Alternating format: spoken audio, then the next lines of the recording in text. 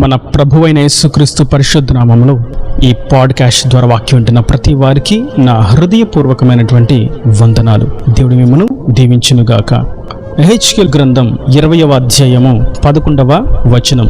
వారికి నా కట్టడలను నియమించి నా విధులను వారికి తెలియజేసి తిని ఎవడైనను వాటిని అనుసరించిన ఎడల వాటిని బట్టి బ్రతుకును.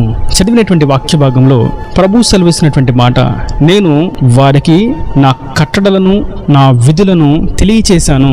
ఎవడైనను వాటిని అనుసరించి జీవించినట్లయితే వారు జీవించేది ఈ లోక సంబంధమైన భౌతికపరమైనటువంటి జీవితం కాదు గాని ఆత్మ సంబంధమైనటువంటి నిత్య జీవమును వారు కలిగి బ్రతుకుతారు అని ప్రభు సెలవిస్తున్నారు. సాధారణంగా మనం ఒక దేశానికి వెళ్ళాలి, లేదా వేరొక కాలేజీకి వెళ్ళాలి, లేదా ఒక స్కూల్కి వెళ్ళాలి అన్నప్పుడు దానికి సంబంధించినటువంటి ఐడెంటిటీ కార్డు, లేదా దేశానికైతే వీసా అని, కాలేజ్కి స్కూల్కి అయితే ఐడి కార్డు అని, ఇలా మన భారతదేశంలో ఉండాలంటే ఆధార్ కార్డు అని, ఇలా రకరకాలైనటువంటి నిర్ధారణ పత్రాలు మనము కలిగి ఉండాలి.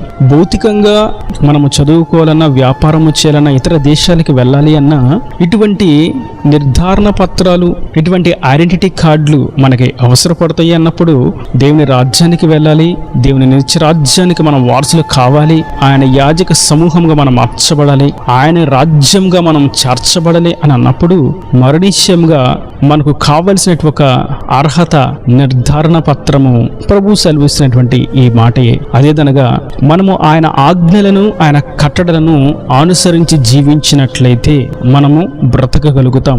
మనము ఈ లోకంలో మాత్రమే బ్రతుకుట కాదు గాని ఆయన నిత్య రాజ్యంలో కూడా మనం యుగాయుగములు జీవిస్తాము, శాశ్వతమైనటువంటి జీవమును మనం పొందుకుంటాము అని ప్రభు సెలవిస్తున్నారు. నేటి వాక్యం వింటున్నటువంటి నా ప్రియ సహోదరులారా, మన చేతిలో పరిశుద్ధమైనటువంటి గ్రంథం ఉన్నది, లేదా ప్రతిరోజు నేను వాక్యాన్ని విని దినంను ప్రారంభిస్తాను అని అనుకున్నా, లేదా నేను ఎంతో మంచి పనులు చేస్తున్నాను, సహాయ సహకారాలను నేను అందిస్తూ ఉన్నాను, బలహీనులను నేను బలపరుస్తున్నాను, నేను తప్పక దేవునికి కానుక ఇస్తున్నాను, లేదా నేను బాగా పాటలు పాడతాను, నేను బాగా వాక్యాన్ని అర్థం చేసుకోగలను, నేను బాగా ఆరాధనను అనిపిస్తాను, నేను బాగా సంగీతాన్ని వాయిస్తాను అని అన్నప్పుడు దేవుని ఆజ్ఞలను, దేవుని కట్టడలను అనుసరించకుండా జీవించినట్లయితే ఇవన్నీ కూడా శూన్యమైన వాక్యం సెలవిస్తున్నది. మనం ముఖ్యంగా ఆయనలో బ్రతకాలి, ఆయన నిత్య రాజ్యానికి వారసులము కావాలి అన్నప్పుడు ఆయన కట్టడలను, ఆయన ఆజ్ఞలను మనం అనుసరించి జీవించబద్దులమై ఉన్నాము. మన పితరుల జీవితంలో మనం చూసినట్లయితే సౌలు అనేటువంటి రాజు దేవుని చేత ఒక ఆజ్ఞను పొందుకున్నాడు. అమాలేకీయులను హతము చేయాలి అనేటువంటి ఆజ్ఞ, అనేటువంటి కట్టడ. అయితే సౌలు అమాలేకీయులను హతము చేయక అందులో ఉన్నటువంటి విలువైన వస్త్రాలను, బంగారమును కాల్చక వాటిలో కొంత తన దేశానికి తీసుకుని వచ్చాడు, తన ప్రాంతంలో దాచుకున్నాడు. ఆ పశువులను బట్టి, ఆ విలువైన వస్త్రాలను బట్టి, ఆ వెండి బంగారాలను బట్టి సౌలు దేవుని దృష్టికి అవిధేయుడిగా మిగిలిపోయాడు. ఆయన ఏదైతే చెప్పాడో, ఒక కట్టడను ఇచ్చాడో, ఒక ఆజ్ఞను ఇచ్చాడో దానిని అనుసరించిన వాడుగా సౌలు మిగిలిపోయి ఉండట చేత సౌలు దేవుని రాజ్యానికి వారసుడు కాలేకపోయాడు. ఇంకా మాట్లాడితే ఈ భూమి మీద కూడా దేవుని చిత్తానుసారంగా బ్రతకలేకపోయాడు, జీవించలేకపోయాడు. తనతో పాటు తన సంతతికి కూడా శాపాన్ని తీసుకుని వచ్చాడు. అతని తర్వాత తన సంతతి సైతం పూర్తిగా కాలగమనంలో కలిసిపోయినది. ఎంతో చిన్న ఆజ్ఞను, ఎంతో చిన్న కట్టడను అనుసరించినట్లయితేనే ఎంతో నష్టం చేకూరుతున్నది. అయితే అంతకంటే విలువైన, అంతకంటే శ్రేష్టమైనటువంటి ఆజ్ఞలను దేవుడు మనకు అనుగ్రహించాడు. మనం ఆయనను పూర్ణ హృదయంతో ఆరాధించాలని, మనం ప్రతి వారిని ప్రేమించాలని, మనము సాత్వికము, దినత్వము అనేటువంటి మనసును ధరించుకుని ఉండాలని ప్రభు సెలవిస్తున్నారు. సౌలును గురించి మనం చూసినట్లయితే అమాలేకీయులను హతం చేయడానికి అడుగు బానే వేశాడు, సైన్యమును బాగానే తీసుకుని వెళ్ళాడు, మంచి ఉద్దేశంతోనే శత్రు దేశంలో అడుగు పెట్టాడు. అయితే అక్కడ ఉన్నటువంటి వాతావరణాన్ని చూసిన తర్వాత సౌలులో దురాత్మక్రియ ప్రారంభమైనది.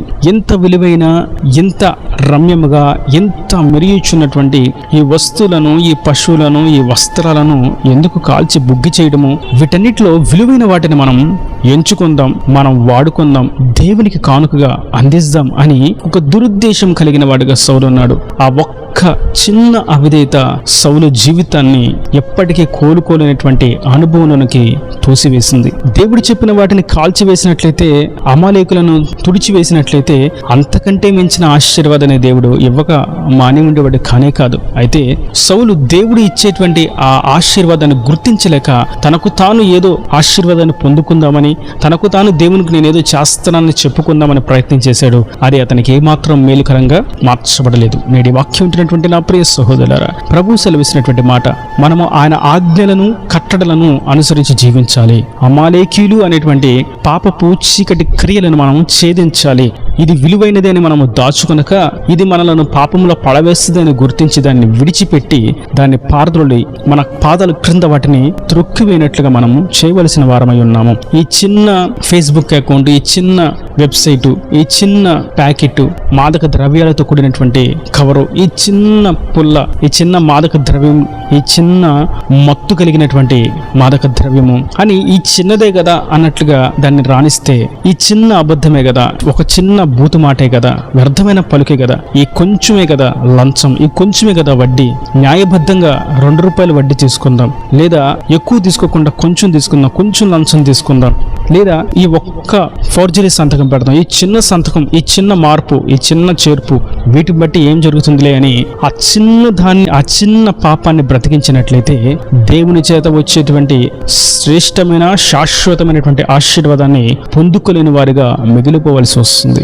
కనుక ప్రభు సెలవిసినటువంటి మాటను మనం జాగ్రత్తగా గమనించి ఆయన మనకు ఇచ్చినటువంటి ఆజ్ఞను కట్టడను నిశ్చయంగా అనుసరించి ఈ ఆత్మీయ యాత్రలో నడువబద్ధులమై ఉన్నాము. మనలను దేవుని యొద్ద నుండి దూరం చేసినటువంటి ఆ లోక సంబంధమైనటువంటి స్టేటస్లు, ఆ లోక సంబంధమైనటువంటి పాటలు, ఆ లోక సంబంధమైనటువంటి మాటలు ఆ చిన్నవే పాపంలో పడవేనట్లు చేస్తాయి.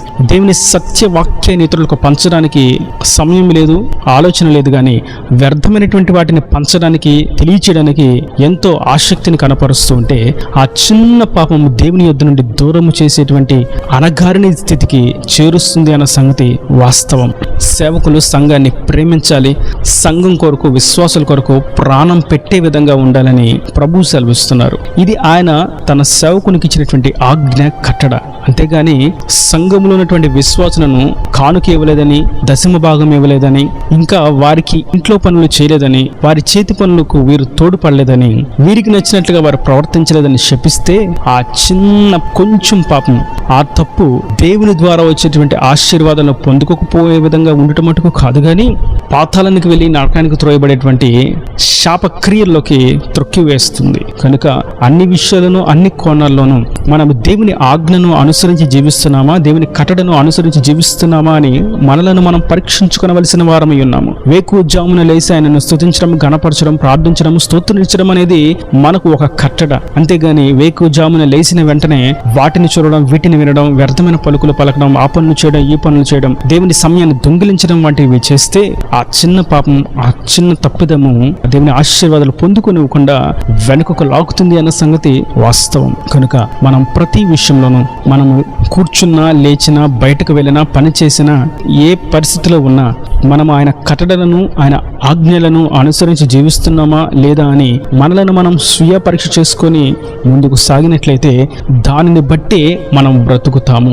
ఆయన వాక్యాన్ని పట్టుకొని, ఆయన వాక్యాన్ని మన హృదయ లోతుల్లోకి దాచుకొని, వాక్యాన్ని హృదయం అనేటువంటి పలక మీద ముద్రించుకొని, మనం ఆయన వాక్యానుసారంగా మన మనస్సును క్రమబద్ధీకరించుకొని అడుగు వేసినట్లయితే వాటిని బట్టే మనం బ్రతుకుతాం. ఈరోజు ఈ అప్పు విషయమే ఏం చేయాలి, ఈరోజు నా కుటుంబ ఆహారం విషయమే ఏం చేయాలి, ఈరోజు నేను ఈ వ్యాపారం విషయమే ఏం చేయాలి, ఈరోజు నేను ఈ ఉద్యోగ విషయమే ఏం చేయాలి, ఈరోజు నా కుటుంబ పరిస్థితులు ఎంతో ప్రతికూలంగా ఉన్న వీటిని బట్టి నేను ఏం చేయాలి, ఈరోజు వారిని కలవాలి, వారితో నేను ఏం మాట్లాడాలి అని అనే వాటి గురించి దిగులు పడవలసినటువంటి అక్కర లేనే లేదు. ఎందుకంటే ఆయన ఆజ్ఞలను, కట్టడలను మనం అనుసరించి జీవించినట్లయితే వాటిని బట్టే మనం బ్రతుకుతాం. ఎవరి దయా దాక్షిణ్యాలను బట్టి, ఎవరో చేసేటువంటి సహాయాన్ని బట్టి, ఎవరో ఇచ్చేటువంటి ధనాన్ని బట్టి, ఎవరో ఏదో చేసేటువంటి పనిని బట్టి కాదు, కానీ మనం ఆయన ఆజ్ఞలను, కట్టడలను అనుసరించి జీవించినట్లయితే వాటిని బట్టి మనం బ్రతుకుతాము అని ప్రభు సెలవిస్తుండగా, ఆ బ్రతకనిచ్చే, ఆ జీవమునిచ్చే, ఆ సహాయం చేసే ఆయన హస్తాన్ని మనం చేత పట్టుకొని ఆయన చిత్తానుసారంగా జీవిస్తూ ఆయన నిత్య రాజ్యానికి వారసులుగా మనం మార్చబడిన వారంగా నిత్య రాజ్యములో యుగాయుగములు ఆయనతో పాటు బ్రతుకుదుముగాక. ఈ దేవుని మాటల ప్రతి వాని హృదయంలో నీరు కట్టి ఫలింపు చెందుగాక. ఆమేన్. God bless you. యూ. తలల వంచి కన్నులు మూసినట్లయితే మీ కొరకు చిన్న ప్రార్థన. ప్రేమ స్వరూపి కరుణ కటాక్షం గల తండ్రి, నా ప్రభు ఈ వాక్యాన్ని ప్రతి వారిని మీ నిండాలుగా దీవించండి, ఆశీర్వదించండి. నీ ఆజ్ఞలను నీ కట్టడలను అనుసరించి జీవించిన వారు వాటిని బట్టి బ్రతుకుతారని మీరు సెలవిచ్చారు. నా ప్రభు ఈ వాక్యాన్ని ప్రతి వారు అట్టి విధంగా నీ చిత్తానుసారంగా జీవించినట్లుగా, యుగాయుగములు జీవించినట్లుగా సహాయం అనుగ్రహించండి. నిత్యరాజ్యానికి వారసులుగా మార్చండి. ఇంకా వారి ప్రతి అవసరం అక్కర్ని మహిమలు తీర్చమని, నీ రాజ్యాన్ని సిద్ధపరచమని యేసు పరిశుద్ధ నామమున ప్రార్థించి వేడుకుంటున్నాను తండ్రి. ఆమేన్, ఆమేన్.